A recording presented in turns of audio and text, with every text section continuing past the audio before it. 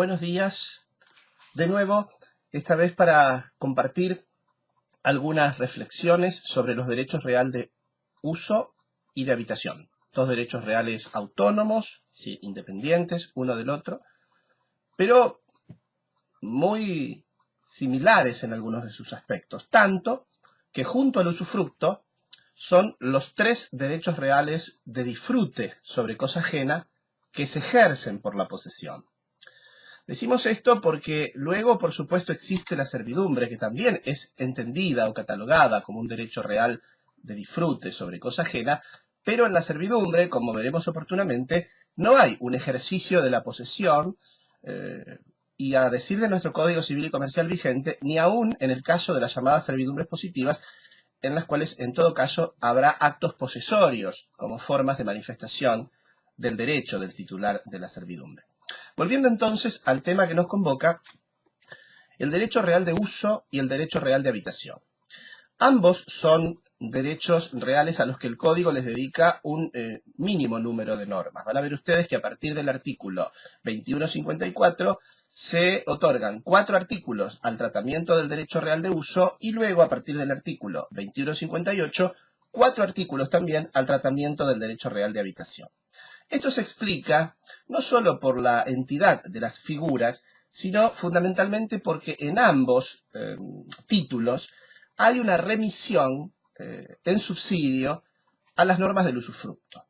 En realidad, si ustedes toman las normas del 2155, el Código Civil y Comercial, titulado justamente norma supletoria, se alega que al derecho de uso, salvo en lo que este título específicamente determine, se le deben aplicar las normas del usufructo.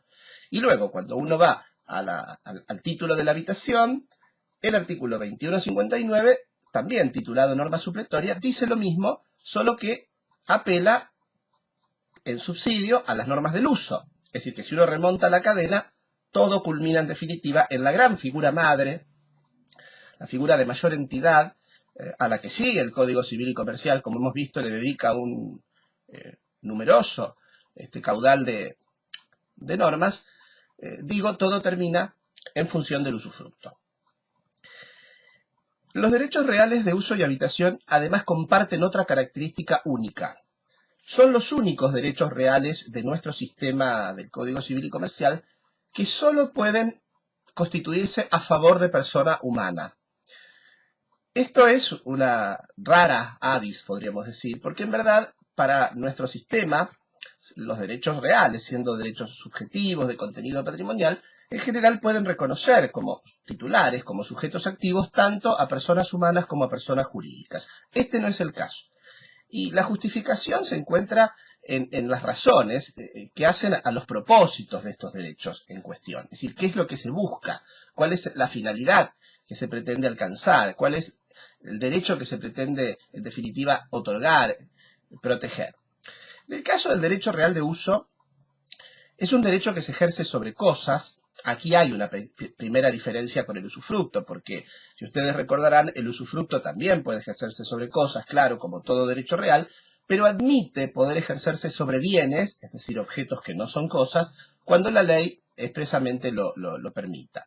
En el caso del uso, el objeto debe ser una cosa, en todo o en parte, una parte material o una parte ideal, nos dice claramente el artículo 2154.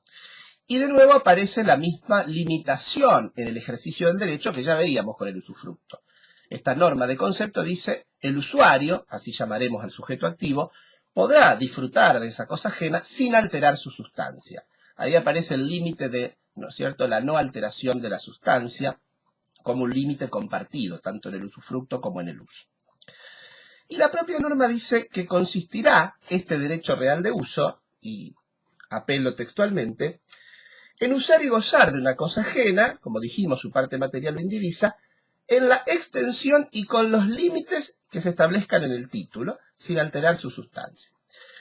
Es decir, es un derecho de uso y goce sobre una cosa ajena. Fíjense que no se apela al término disposición, sí es así en el usufructo. En el usufructo hablamos del derecho de uso, goce y disposición. Acá se limitan las facultades del usuario al uso y goce de la cosa ajena y sin la alteración de su sustancia. Y luego dice, ¿y qué tanto puede resultar ese uso? ¿En qué puede consistir ese uso para el usuario? Y la norma dice, bueno, en lo que establezca el título, es decir, el título constitutivo del derecho, y sin alteración de su sustancia. Y luego agrega algo que es clave. Dice, si el título, es decir, el título constitutivo del derecho real de uso, no establece la extensión de ese uso y goce, se entiende que se constituye un usufructo. Claro, es decir, que la norma fija una presunción iuris tantum.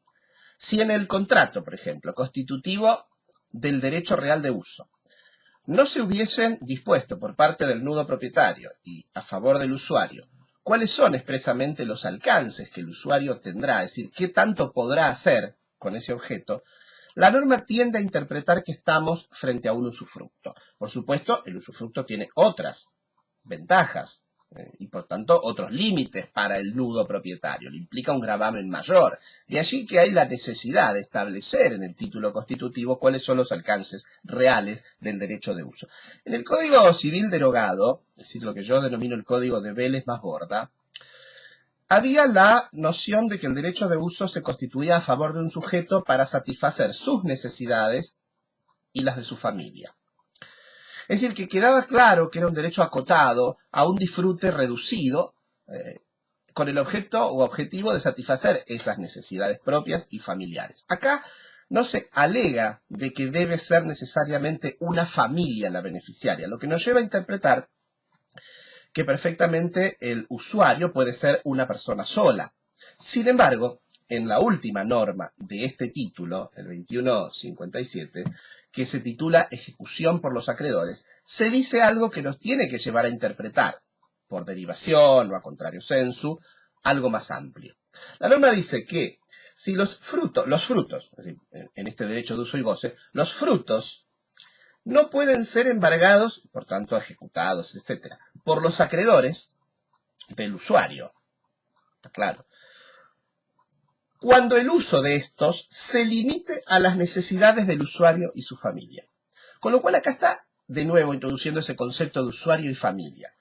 Pero no lo coloca, creemos, como una condición necesaria, es decir, con que el usuario debe tener familia para que el uso se pueda constituir y para que este derecho lo beneficie a él y a su familia. No, está diciendo que si ese llegara a ser el caso, es decir, tomamos en uso una pequeña hectárea que rodea la casa principal del campo en el que habitamos nosotros como, digamos, caseros. Ahí tenemos un claro ejemplo que pudiera ser habitual para el derecho de uso, ¿no? Yo soy propietario de un campo de tantas hectáreas, en una zona agrícola-ganadera, y le otorgo en uso a un hombre, que es una suerte de colaborador, que opera con... Le doy la casa que tiene el campo, una casita que está por allí, y le permito en la hectárea que la rodea, bueno, en el contrato decimos que ahí puede tener 2 cerdos, unas gallinas, sembrar un almácigo acelga. Entonces, ahí estamos planteando, por ejemplo, un derecho real de uso. Lo que la norma nos dice es que si esos frutos que este sujeto obtendría están previstos para satisfacer sus necesidades y las de su familia, entonces en ese caso los acreedores del usuario no le pueden embargar y ejecutar esos frutos. Hago un señalamiento de recordatorio.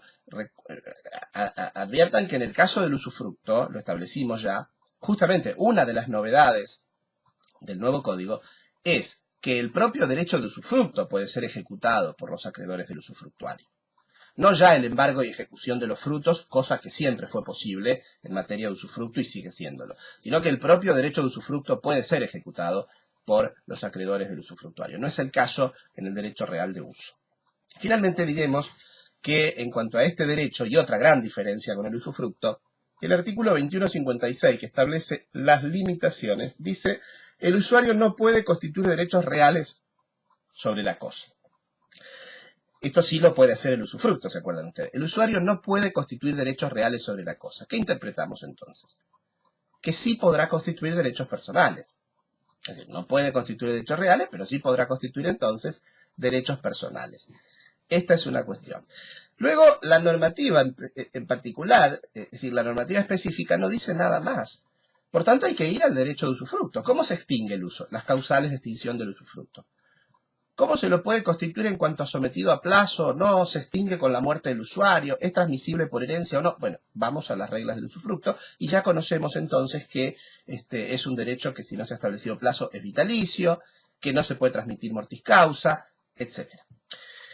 En cuanto a la habitación, conceptuada en el artículo 2158, es mucho más específica todavía que el derecho de uso. Porque en la habitación la normativa dice que consiste en usar y gozar, en realidad en habitar, en morar una casa destinada a vivienda ajena o en una parte material de ella, de nuevo sin alterar su sustancia. Fíjense que es una institución pensada básicamente en función del techo, ¿no es cierto? O de la vivienda, de aquel a quien se quiere beneficiar, que es el sujeto activo de este derecho que llamaremos habitador. La habitación entonces, dice el 2158, es el derecho real que consiste en morar, ¿no? Habitar en un inmueble ajeno construido o en una parte material de él. Cuando decimos en un inmueble ajeno construido y si decimos morar en él, estamos aludiendo a que debe ser una vivienda. Mal podría yo constituir en habitación un terreno baldío o un galpón, o incluso una oficina que no reúne las condiciones de habitación. De modo que es un derecho real que consiste en esto. Mire, yo les voy a dar algún ejemplo simple en el que me parece que se advierte la eventual nobleza de esta figura. Pensemos, por ejemplo, que yo estoy casado, tengo mi familia, habito una casa en un barrio determinado, que tiene detrás del patio una casita más pequeña. Es un solo inmueble, porque el terreno es uno solo. Entonces tiene dos construcciones. Y yo le otorgo en habitación esa casita del fondo, un derecho que es gratuito, vitalicio de nuevo si no se ha establecido plazo, porque se le aplican las reglas del uso a la que se le aplican las reglas del usufructo, hemos dicho. Le otorgo en habitación esa casita del fondo a mi hermana soltera, que sea o viuda, que se ha quedado en su momento a cuidar a mis padres, en fin, y que no tiene condiciones fuera de su jubilación, y no tiene bienes propios, y yo le quiero garantizar ese techo. Porque yo tengo mi propia familia, tengo a mi cónyuge, mis hijos, entonces tendré mis herederos. Quiero asegurarme. Entonces le doy en habitación esa casa. O una parte material, dice por eso, ¿no? El código. O directamente un departamentito que tengo aquí en la ciudad de Rosario, se lo doy a ella en habitación. Le doy ahí el todo de un inmueble habitable, ¿no? En fin, me parece que el derecho de habitación hay que entenderlo en este sentido. Como dijimos, solo a favor de persona humana, y se le establece una limitación mayor todavía que al derecho de uso. Fíjense ustedes que el artículo 2160 dice, la habitación no es transmisible por actos entre vivos ni por causa de muerte, es decir, por supuesto no se la pueden enajenar, y el habitador no puede constituir derechos reales o personales sobre la cosa. Hace un rato decíamos que el usuario no podía constituir derechos reales, pero sí derechos personales. El habitador nada de esto puede. Entre 40 comillas es como si yo hablara de un derecho intuito persona, ¿no? Es decir, solo a favor del habitador por las condiciones que uno haya tenido en cuenta. Pero no lo puede transmitir. Es importante esto, porque no es solamente que no lo puede transmitir por actos entre vivos, cosa que es más fácil de comprender, por ejemplo, enajenarlo, sino que tampoco se puede transmitir por causa de muerte. Es decir, que si yo le dejaba a mi hermana en habitación, es decir, le he constituido a su favor un derecho de habitación sobre la casita del fondo, ella no puede transmitírselo con su muerte, por ejemplo, a su hija. Porque es un derecho que no se transmite, insisto, ni por actos entre vivos ni por causa de muerte. Al derecho real de habitación, del que efectivamente se tienen pocas noticias, por lo menos en los ámbitos judiciales, hace ya un tiempo largo, se le sumó una figura paralela que le ha dado mucha vitalidad a esta institución, que tiene sus particularidades. Y me estoy refiriendo al derecho de habitación del cónyuge supérstite. Esta fue una figura que ya en el código anterior fue incorporada después incluso de la reforma de Borda, y fue muy celebrada por los fines que proponía esa figura. Este código actual la sostiene, la mantiene y la modifica en muchos de sus aspectos. Pero además incorpora otro derecho en función de lo que ahora regula el Código Civil y Comercial también, que es el derecho de habitación del conviviente supérstite. Es decir, en esta lógica de que ahora la unión convivencial es una materia de análisis para nuestro Código Civil y Comercial, ya no podemos hablar solo de habitación del cónyuge supérstite, que ya veremos en qué consiste, sino también de habitación del conviviente supérstite, por supuesto, con distintas reglas y con distintos alcances en uno y otro caso. Por supuesto que hablamos de cónyuge, hablamos de matrimonio, si hablamos de conviviente, hablamos de unión convivencial. Aquí se aplican todas las reglas vigentes, es decir, matrimonios o uniones convivenciales igualitarias, es decir, por supuesto no importa, sino que dentro del marco de nuestra legalidad, las condiciones que justifiquen esas realidades. En cuanto a la habitación del cónyuge supérstite, ¿qué plantea? Plantea una interesante posibilidad, que es que al cónyuge que ha quedado viudo o viuda, el derecho le otorga la posibilidad de quedarse habitando la casa que fue el último hogar conyugal, de manera vitalicia y gratuita al cónyuge supérstite, lo que ahora, a cambio del código anterior, es un otorgamiento de pleno derecho. Ojo, porque en el código anterior había que solicitar este beneficio en el sucesorio. Acá ahora se le otorga de pleno derecho.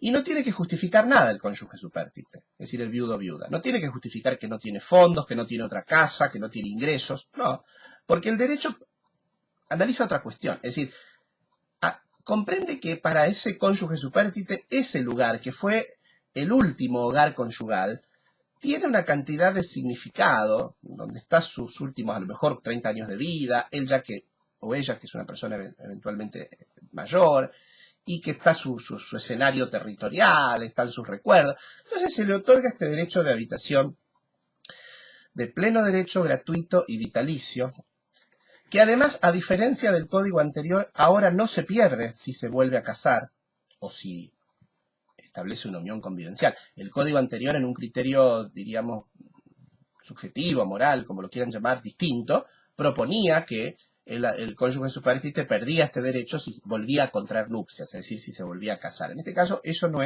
aparece, por lo menos no aparece en la letra de la norma como un impedimento. Sí, por supuesto, para no perjudicar a terceros, la norma, que es el artículo 2383, nos dice que este derecho de habitación no puede regir a favor del cónyuge supérstite si la vivienda se hallaba en condominio. Claro, porque si no, en este caso yo estaría haciendo un uso sobre una cosa que no solo era de mi cónyuge, sino de otros que no tienen por qué tolerar mi habitación. Imaginen esta escena.